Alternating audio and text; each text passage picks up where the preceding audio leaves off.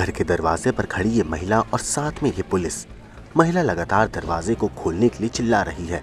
Police भी कोशिश कर रही है कि किसी तरह दरवाजा खुल जाए, मगर अंदर रहने वाले शख्स हैं कि दरवाजे को खोलने को तैयार नहीं है। असल में अब आपकी स्क्रीन पर 3 तस्वीरें दिख रही होंगी। ये कहानी भी इन्हीं तीनों के इर्द गिर्द घूम रही है। ये तस्वीर है सिंचाई विभाग के असिस्टेंट इंजीनियर शशेश्वर नाथ की, और हरी साड़ी में ये तस्वीर है इंजीनियर साहब की पत्नी रचना सिंह की, और ये तीसरी तस्वीर है इंजीनियर साहब की प्रेमिका जूनियर इंजीनियर की। और ये घर का दरवाजा खोलने के लिए पुलिस को लेकर पहुंची महिला इंजीनियर साहब की पत्नी रचना ही है।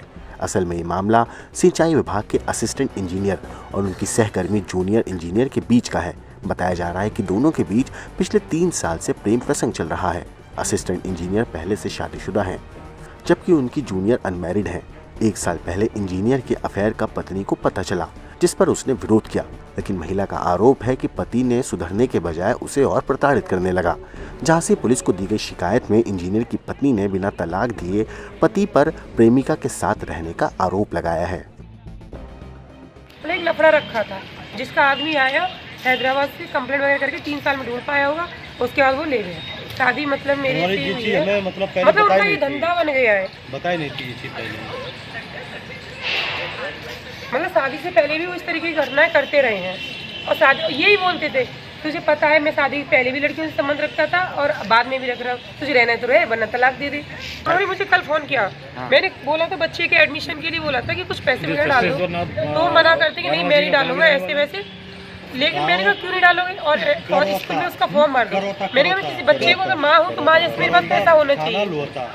तो फिर और मतलब दूसरी बात उस ट्रैक पर आ गए, बोलते हैं ये वो, और तुम क्या करोगे मेरे साथ रहकर बताओ। जब सबको पता चल ही गया है मैं ऐसा हूँ वैसा हूँ, 3 साल से सभी जानते हैं, तो तुम ऐसे आदमी के साथ रहकर क्या करोगी।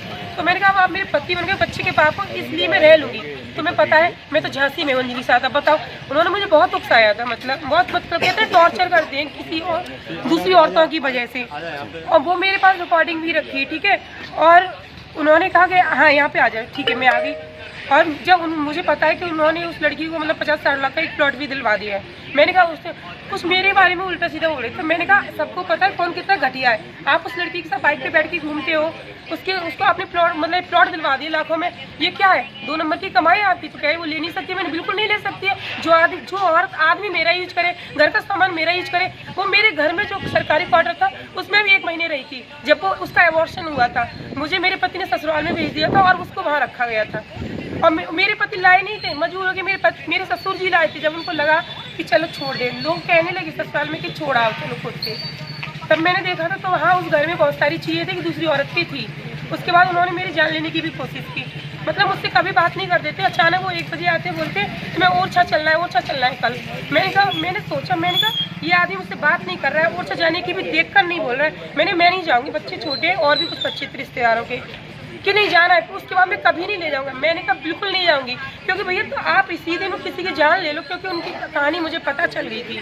क्योंकि मेरे घर में काफ़ी लेडीजों के सामान भी मिले थे, और लोगों ने मुझे ये बता दिया था कि अंजलि यार 1 महीने तो ऑफिस में नहीं गई है। और मैंने सब जब वीडियो कॉल पर ये देखा कि वहाँ पर औरत थी, दूसरी भी है, क्योंकि बैक कैमरा होता है, कहीं कुछ होता है तो पता चल जाता है। और फिर क्या हुआ था कि जब ये सब कुछ हो गया, मेरे पति को पता चल गया, तो वो यही कह मैं तलाक दूंगा। मेरे पास पैसा है, मैं 2 रख सकता हूँ, 3 रख सकता हूँ, इतना कमाता हूँ, लाखों में कमाता हूँ ऊपर का। वो चलो यही है, उन्होंने कमाया, इसके नाम में भी 60 लाख का प्लॉट ले लिया, एक किया कार भी निकाल ली। लेकिन मेरे बच्चे के लिए अभी तक 1 रुपया नहीं दिया है कि वो बीमार है, खा रहा है या क्या कर रहा है, कुछ भी नहीं।